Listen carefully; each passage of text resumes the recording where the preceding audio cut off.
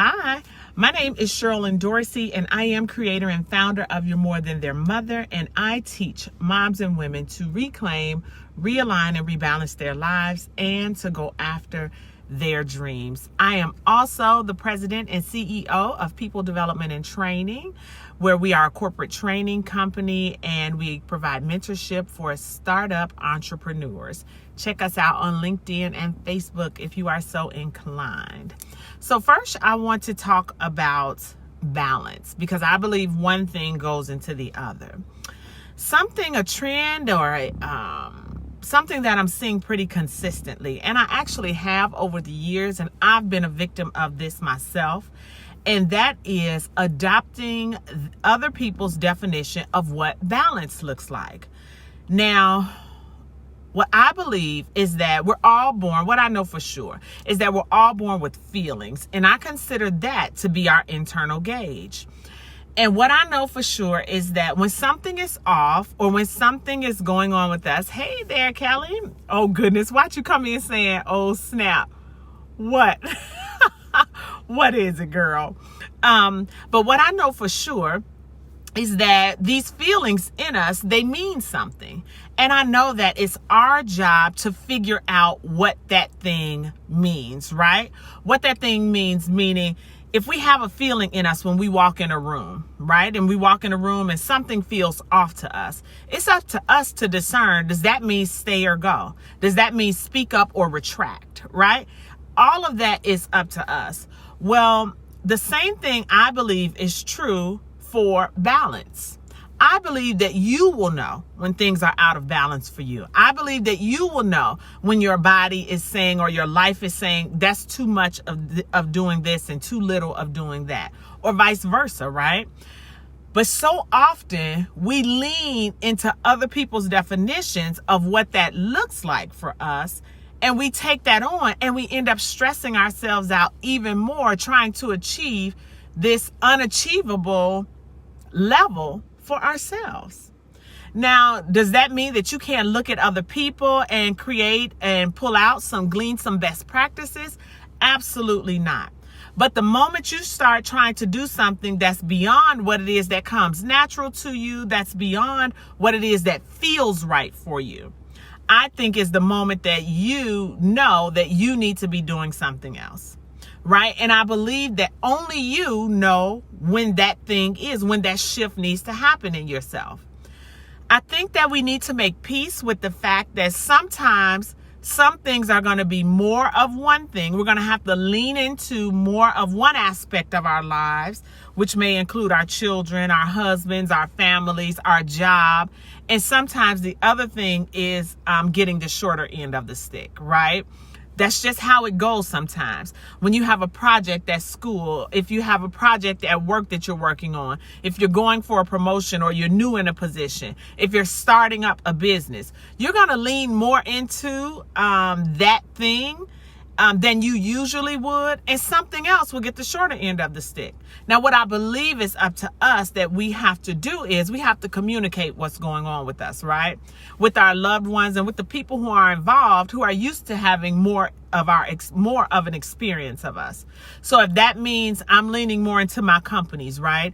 And my husband may be getting the shorter end of the stick for a while, I have to be able to say to him, hey, babe, you got to give me a little bit of time with this. I'm working on something here, or I'm trying to get the business going, or I have a lot of emails or follow-up to do, or I'm developing a new product or service, whatever it is that looks like. And you have to keep that communication open. But what is so hugely important is that you remember and understand that what is balanced for you may not be balanced for someone else. And that what your definition of balance, it vacillates in and out of what your priority is at the moment. Because it won't always be that way, that you have to lean more heavily into one thing that pulls away from another. So tell me if that makes sense. I see you coming through. So, hey, yes, Sandy, it is so good to see you. You all make sure you're sharing the video. I have a goal as I close out of 2020 to grow this channel and to grow my likes, shares, and engagements on all of my channels. So you'll be seeing more of me as I really share more of my life with you, because I'm always go, go, go, and building and serving and monetizing and automating and things like that. I am trying to, I said, I don't want to neglect the thing it is that I enjoy doing the most, which is stopping and engaging with you all. So make sure you share the channel. You said, hey, Cheryl and Kelly. So Kelly, you also said, absolutely, you are right on time. This is probably why I'm so overwhelmed. I can't get anything done. I'm trying to do everything. Absolutely. Absolutely. And I think we all go through that, Kelly. We all go through a phase where we feel like, man, I really need to pour, more into everybody with everything in an effort to seek balance, because you feel, quote, guilty about, man, I'm doing so much over here in my job. Let me make sure I step it up also in my family. Or I'm doing so much with my company. Let me make sure I step it up with my husband, right? And the truth is, you cannot burn both of the candles. You can't burn the candle at both of the ends of the stick. It only depletes the candle, right? The body of the candle. And you are the body. So it's really more incumbent upon us to express what we have going on with us and really ask more for understanding, to say, I realize that I am a little bit less engaged on this level, but I'm asking that you give me some time with that, right? And create some timelines around it. Maybe say a month, maybe say a couple of months. Even if you have to say, let me keep it open-ended right now, and I promise to keep communication going between us to let you know, but I really need you to understand this at that moment, right? Is that helpful? So I hope that helps. I do also, while you let me know, I do also hope that you will look at other people and take advice from people you trust by way for tips and best practices on balance. Again, that does not mean that you take it on to the degree that it does not feel right for you or it doesn't work for you. I think everything should spark an idea or some motivation, and you bring it in and you tweak it according to who you are, your lifestyle, your outcome, desired outcome, right? So it is absolutely, excuse me, it is absolutely important that you go within though and do a self-check to say, does this feel right? Am I doing the right thing or the best thing for me? I'm glad to see, to hear from Cheryl and these tips, but what does that look like for me? Right? And I think that's how you develop, and we just get better and better. And we have to remember, you all, that there is no one way to do everything. There is no one way to do everything all the time. So sometimes you may work out and do something, you may work it out and do something a certain way this one time, and when you go to do it another time, you may have to switch it up a bit. And I need you to be nimble enough to understand that you're not wrong. You're not doing it wrong. You are not in the wrong place at the wrong time. It just calls for a different way for you to show up to do it, right? A different way for you to put forth effort, a different way for you to establish a routine. And we have to be nimble enough to say that there's nothing wrong with me. There's nothing going wrong. It just looks like I need to make a shift. And that's all a part of you learning your balance and creating a best practice for yourself. Okay? So I see here, Kelly, you said, yay, good. Running a business, chasing a toddler, cleaning and managing the house, putting more into my relationship. I get burnt out and then feel guilty. Oh my goodness. I think that is the story of so many women, right? Especially, I know it was mine, in particular when I was chasing my toddlers. And listen, all of my children, none of my children were 2 years apart. So I had 3 under 5 for a minute, right? So I understand what it is that you mean when you say you're pulled in every direction. We want to be a lover to our spouses, right? We want to slip and slide in between those sheets. We want to be the Claire Huxtable to our household, right? Meaning the power businesswoman, as well as the beautifully made up mom that's set as an example, right? Impeccably dressed, all of that's the home clean. But the reality is that is not a sustainable model. And what ends up happening is just what you said, Kelly. You end up feeling burnt out. And then you feel guilty about being burnt out because you're like, dang. And a lot of the reason that you feel guilty about being burnt out is because you have now looked outside of yourself for this unrealistic standard. I know for me, and you all tell me if this is true for you, for me, I used to use my mom as a gauge. And listen, my mom is something like amazing. She was an amazing mom. She was an amazing wife. But how my mom raised us and what she did for her home is not how I do my home. It's not how I run my home, right? And I was trying to live up to her standards, not because she told me I should, not because she made me do it or came over my house, but it was just something, it was a nonverbal agreement that I thought, well, I had a good life. My family and household was happy and good and great according to my standards, so I should duplicate that. And when I didn't, I began to feel guilty. I thought I was less than. And it was because I was holding myself hostage to somebody else's standards, even my amazing mom, which she had no part in, right? But it just happens like that. Who is that? I see came in. Oh, I'm glad it helps, Sandy. I'm glad it helps, Kelly. You said it feels like everything's the top priority. How do I not feel guilty for something getting the short end of the stick? Kelly, let me say to you to answer that question. It's going to sound super simple, but the execution of it is the daily work for you. You have to decide not to feel guilty. And it is really, really that simple.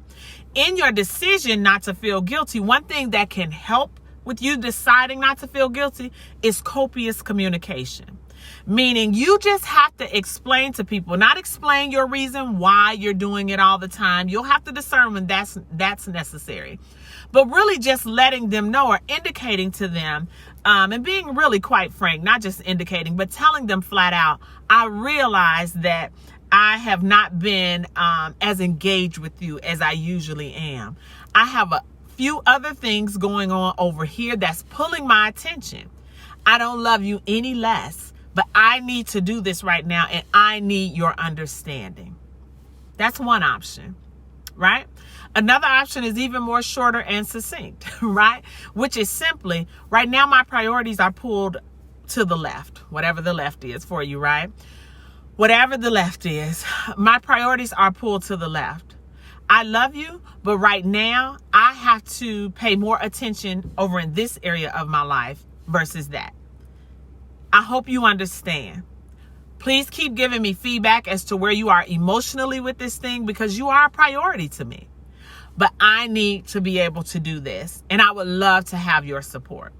That's how you get it off of you. That's how you release the guilt of it because you know you have done everything that you can in order to communicate this shift in your priorities, right? And you just have to go from there. But you have to make a decision really at every moment. Every moment that guilt rears its head, you have to tell it, go away. Excuse me. You literally have to say, shut up. Sometimes you have to say shut up to yourself in that own negative mental self-chatter. It can be hard, but it's necessary, right? And you will feel better for it. Let me know if that helps, okay? You said, alrighty, you said it helps, it feels like everything. Okay. Hey, Edania, what's going on, family? Hey. You said the slip and slide in the sheets. Listen, we are always trying to slip and slide, right? We want to be everything to that spouse. I will leave that for adult conversation later, right? And then you said, Sandy, I was burnt out and overwhelmed. I had to reevaluate the things I put my energy into. Yes. And Sandy, you're like me. We have grown children, right? I guess by the law, mine are grown, 18 years old. So I have two of those. And I know sometimes that shift in, we want to help them get started and, you know, dive into them. We're moms. We can never not be their mom, right? But sometimes we realize what we do to ourselves is we over exert and we over insert ourselves into the lives of others. And in this example, our children, when in reality, this is theirs to do now. And just because we feel like we want to save them from, you know, a hiccup in their life or avoid whatever in their life, that's not ours to do necessarily. But because we are moms and we love our children no matter what or what age, we try to do that, and we end up overwhelming ourselves. So it is such a crazy thing, but it's really just about balance. And we'll know when we have to insert ourselves, because we are still mamas, right? And then we may just be inserting ourselves, but reduce the way or the amount that we insert ourselves.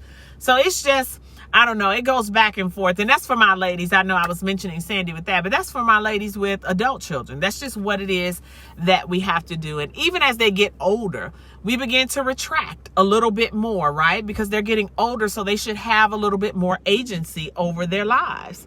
And we have to allow that and decide that we won't feel bad about that in any kind of way. You said burnt out. Okay, you said, Kelly, my mother is a genie in a bottle. I have zero clue how my mother did everything she did. Listen, I don't even know what they were made from, you know? Our mothers are around the same age, so you know I understand.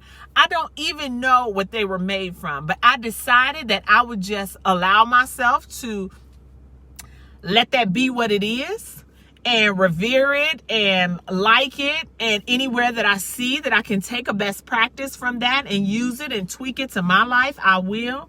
But no longer am I non-verbally or subconsciously chasing that.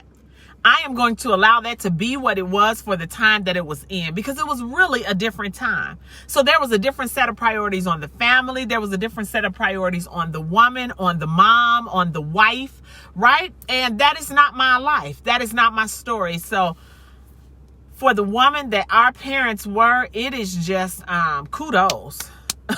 Kudos is all I can say to that. Okay, you said, Kelly, that makes sense. Good. You said yes, but I still have a 16 and 17-year-old, Sandy. Oh my goodness, you do. Listen, I still have a 16-year-old, so I know that life too, right? And let's just talk about that for a minute. Let's live in that second, in that moment. That 16 and 17-year-old, is that not a tricky age?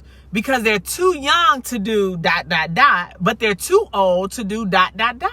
right? So it's this in-between like age, and you have to kind of make sure that you're still managing them, because you don't want them acting too grown. And by the same token, you don't want to treat them like a baby as you move them towards independence and allowing more agency over their life. So it is a constant balancing act with those ages. So I get how that can feel overwhelming, because the reality is life don't stop or give any moments of reprieve as we are trying to figure out this balance in our lives, as we are addressing every issue that we have going on in our lives. Mom, wife, entrepreneur, business, or professional, whatever it is that looks like. And in addition to being all of those things, you all, we are still people's sister. We're their daughter. We're their auntie. So we're balancing multiple roles, and it can be off the chain, right? It can be off the chain. So you said, Sandy, okay. So you said they have to bump their heads to get back on track sometimes. Yes, indeed. Man, and as a parent, isn't that hard to see sometimes? But we also have to protect our peace. So sometimes we just have to give them some ice for the hickey they got on their head from the bump, right? And let it move on. You said, Jada just turned 15. I have a 15-year-old and a 1-year-old. Take the wheel. Honey, listen, you have 2 only children, Kelly. What is life for you right now? 15, which is that age going into that tricky area. And I know you're in the tricky zone now too, actually, because this is the age where they, quote, want to be grown. And I don't mean that in a negative way. They just realize that they're not, quote, a kid anymore in that respect, and they can do more of what the big kids do. So they are moving more towards that older like behavior, but you as the mom have to make sure that you balance it out, giving them enough room to grow and pull them forward into maturity and agency, but making sure that you hold close enough to understand that you're not an adult, and some of the decisions that are coming in front of you allow a little bit more maturity. Woo! This is not a joke, you all, right? This balancing act is not a game, okay? Saying, you say, true, the guilt is what gets you. Yes, indeed. Excuse me. It is really what gets you. And the reality of it is that guilt is a choice. Just like laughter is a choice, happiness is a choice, sadness is a choice, guilt is a choice. And what I'm urging you all to do, I guess in some, is to take our power back. Take your power back and say, I choose not to feel guilty. I choose to feel empowered at the ability for me to make a decision and know what is best for me right now. And to understand and be mature enough to know that that could change at the next moment. But I'm wise enough to articulate my feelings or to articulate what it is that I need to communicate to whomever else this involves and affects. Right? So I hope you caught that. Let me know if you caught that. I think that was some good stuff. Right? So Sandy, you said our moms are superhero. Exactly. So true. Kelly, you said I have no idea what I'm doing. Girl, listen, we are all out here trying. My husband said this, and I said, man, excuse me, this was a word. He said, Sherilyn, life is an experiment. We're all out here just trying different formulas, basically. Does this work with that? Will this work when I do that? Will this give me the outcome I'm looking for with that? Is this hypothesis true if I try it over here or if I apply it over here? This is just, we are all out here just trying. So no need to feel guilty about that, not knowing what you're doing, because none of us do. And the reality is, even when we have multiple children, just because they're both our children, they are two different people. So they require two different parts of us. Even though I have all girls, I've learned that. And if you have multiple children, let me know if that's true for you, whether you're watching it now or the replay. But for my ladies on live with me, is that true for you? Just because they're all your children, they require a different part of you. They are different in personality, of course, in looks, in behaviors, in outcomes, right? And outcomes. Hashtag that for me, Kelly. I see you said that was good, girl. Go ahead and hashtag that. Put it in a hashtag and I'm going to share it. Or share it, put it in a hashtag when you share this video. Do that for me. Like I said, I'm trying to really get my traffic up on both of my pages. And please, ladies, if you all have not already, please go. This is a side note and plug. Go and like my people development and training page on LinkedIn and on Facebook. Alrighty, so that's a good segment, good time for a segment transition or segment pivot. And I want to talk about, I think that was balance and you being the pain. Right? Ooh, let's take a deep breath and let's switch. Alrighty. So the pain part, the pain in the butt part, I think is what I captioned this with. Sometimes we feel like it's other people. And I think this is such a good transition topic that I talked about in the beginning, meaning that balance thing, because to me, sometimes it can lend to your irritation. And you're the one contributing, meaning has started and perpetuating the annoyance or irritation because you feel out of balance, because you feel overwhelmed, because you feel guilty. Instead of you articulating it in a way that expresses your feelings, you end up yelling, right? You end up snappy with people. You end up with an attitude.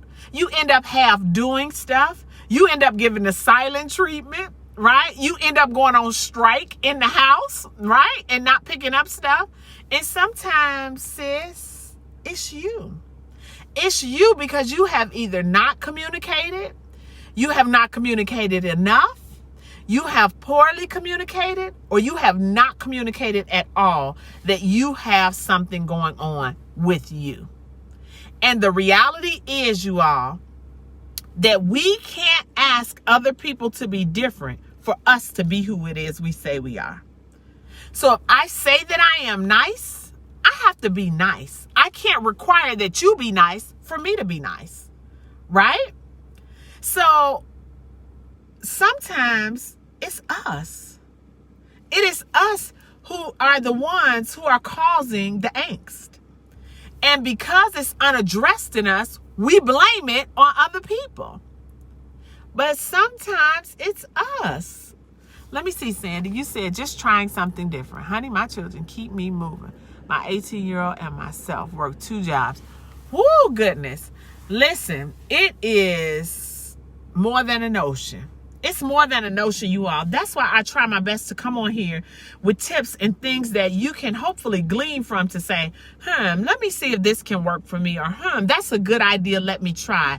Or you know what, I've tried that, and it doesn't work for me, I can rule that out. Because we don't have all the answers living in our heads, and we can glean from one another. So if we can spark an idea in someone, I consider that to be one of my greatest joys. So you said, I know that I'm the issue in some situations. I'm guilty of that.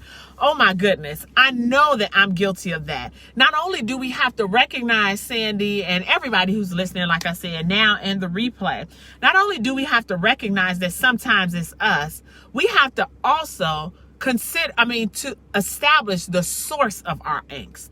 Why is it that we are so irritable? Why is it that we are causing such an annoyance? And you'll know it's you when it's happening in different factions of your life, right? You go to work, you got everything tripping. You at home, everything is tripping.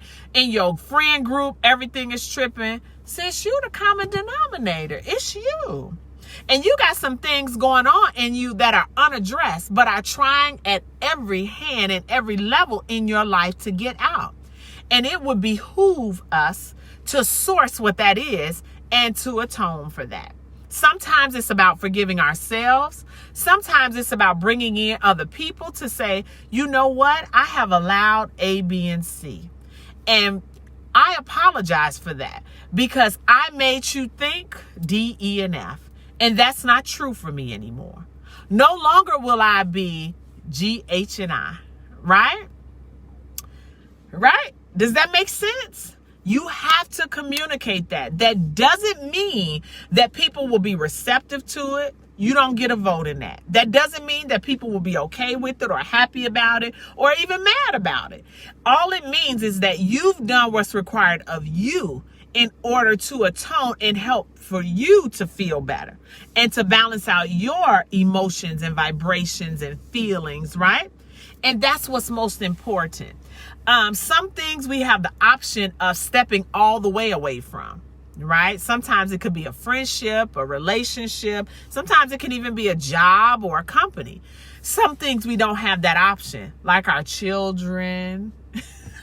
Sometimes as much as we want to tell them, listen, go on away from me, right? They are not going anywhere out of our lives. And goodness knows we don't want them to. We want our babies. They can just get on our nerves like any other human can in the world.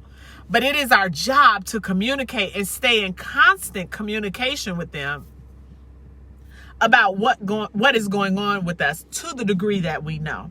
And I have one more caveat to this, right?